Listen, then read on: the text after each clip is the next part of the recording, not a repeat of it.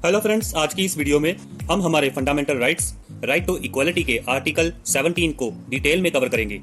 Article 17 है abolition of untouchability. Father of constitution doctor B R. Ambedkar खुद माहर जाति को बिलोंग करते थे, जिस जाति के लोगों को अनटचेबल समझा जाता था, जिसकी वजह से डॉक्टर बी.आर. अम्बेडकर को अपने जीवन में बहुत सारे डिस्क्रिमिनेशन और अन्यायों को सहना पड़ा। एग्जाम्पल के लिए मैं आपको एक इंसिडेंट बताता हूँ। जब डॉक्टर अंबेडकर स्कूल में पढ़ते थे, वहाँ जो स्कूल में पानी पीने के लिए नल था, उस नल को भी हाथ लगाना अलाउड नहीं किया था। यानी अगर उनको पानी पीना है तो पियून या दूसरे बच्चों को उनके लिए नल खोलना पड़ता था। अंबेडकर जी अनटचेबिलिटी समस्याओं को बहुत अच्छी तरह से समझते थे और इसीलिए डॉक्टर अंबेडकर और दूसरे कॉन्स्टिट्यूशन मेकर्स ने डिसाइड किया कि देश से अनटचेबिलिटी को पूरी तरह से खत्म करना ही होगा। और अगर अनटचेबिलिटी को हमेशा के लिए स्टॉप करना है तो प्रैक्टिस ऑफ अनटचेबिलिटी को एक पनिशेबल ऑफेंस बनाना पड़ेगा, एक ऐसा ऑफेंस जिसे करने पर कड़ी से कड़ी सजा का प्रावधान हो, ताकि सजा के डर से लोग अनटचेबिलिटी को प्रैक्टिस करने से बचें। इसी के साथ साथ ये सुनिश्चित करना भी जरूरी था कि आने वाले समय में इन प्रावधानों को हटाया या फिर डाइल्यूट ना किया जा सके। इसीलिए अबॉलिशन ऑफ अनटचेबिलिटी को एक फंडामेंटल राइट बनाया गया। तो इसी तरह हमें हमारे कॉन्स्टिट्यूशन में आर्टिकल 17 मिला। और ये बात गौर करने वाली है कि आर्टिकल 17 में किसी भी तरह का कोई एक्सेप्शंस नहीं है, यानी यहाँ पर कोई भी रायत या छूट नहीं दी गई है। अब बात यह है कि ये तो तय हो गया कि अनटचेबिलिटी करते कोई पाया गया तो उसे सजा दी जाएगी, और सजा क्या मिलेगी ये डिसाइड होगा अनटचेबिलिटी ऑफेंस एक्ट 1955 से, जिसे पार्लियामेंट ने पास किया था। और इस एक्ट को 1976 में एक बार अमेंड किया गया ताकि पनिशमेंट्स को और ज्यादा सख्त बनाया जा सके। और इस एक्ट का नाम बदलकर अब रख दिया गया था protection of civil right act 1955। Protection of civil rights act 1955 के हिसाब से अनटचेबिलिटी प्रैक्टिस करने की सजा है 6 साल की जेल या फिर 500 रुपए या फिर दोनों। और हाँ, कोई भी इंसान जो अनटचेबिलिटी प्रैक्टिस करने के लिए सजा काट चुका है, वो कभी भी एमएलए या एमपी के इलेक्शंस नहीं लड़ सकता, वो कभी भी एमएलए या मेंबर ऑफ पार्लियामेंट नहीं बन सकता। बट हमारे जहन में एक क्वेश्चन आता है कि अनटचेबिलिटी एक्चुअली में होता क्या है अनटचेबिलिटी? ये ना तो कॉन्स्टिट्यूशन में मेंशन है, ना ही पार्लियामेंट ने अपने किसी एक्ट में इसे डिफाइन किया है। और अगर हम डिक्शनरी में देखें तो वहां लिखा है कि कोई छू ना सके या किसी को छूना अलाउड ना हो तो उसे अनटचेबल कहा जा सकता है। तो क्या हमारे कॉन्स्टिट्यूशन में लिखे गए वर्ड अनटचेबिलिटी का मीनिंग ये है? क्या जो डिक्शनरी का मतलब है जो वो कॉन्स्टिट्यूशन से मिलता है? बिल्कुल नहीं। डिक्शनरी में जो वर्ड लिखा है वो अलग है और कॉन्स्टिट्यूशन की टर्म अलग है।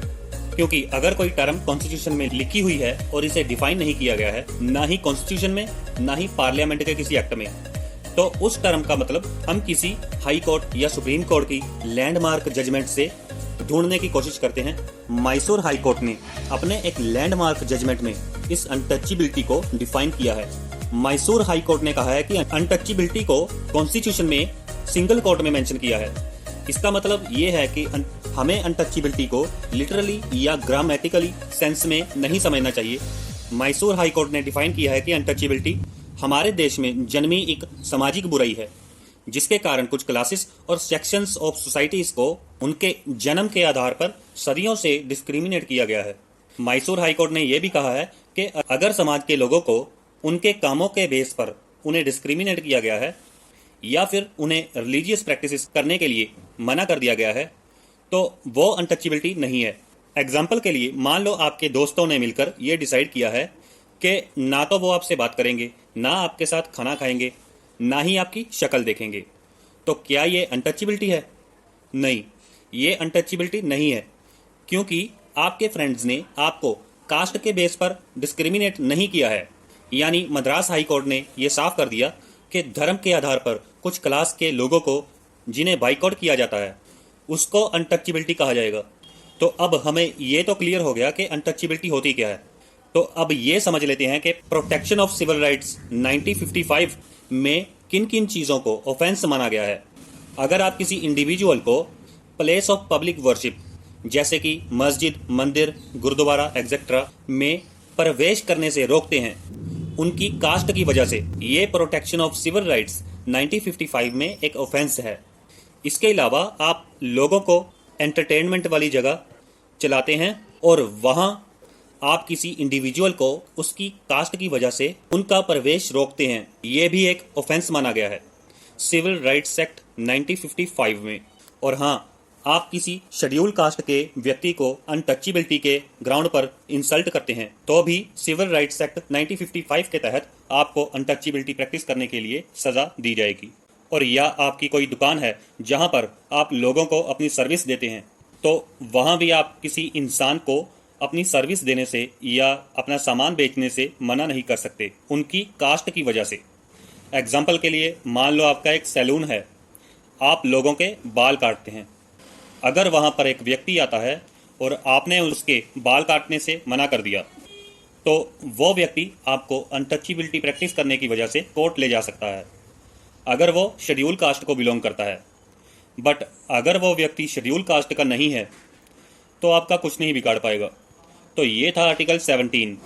अब नेक्स्ट वीडियो में हम आर्टिकल 18 को कवर करेंगे। इसके साथ हमारा राइट टू इक्वलिटी वाला पोर्शन खत्म हो जाएगा। वीडियो अच्छी लगी हो तो शेयर कर दीजिए, लाइक कर दीजिए और चैनल को सब्सक्राइब कर लीजिए। Thank you so much.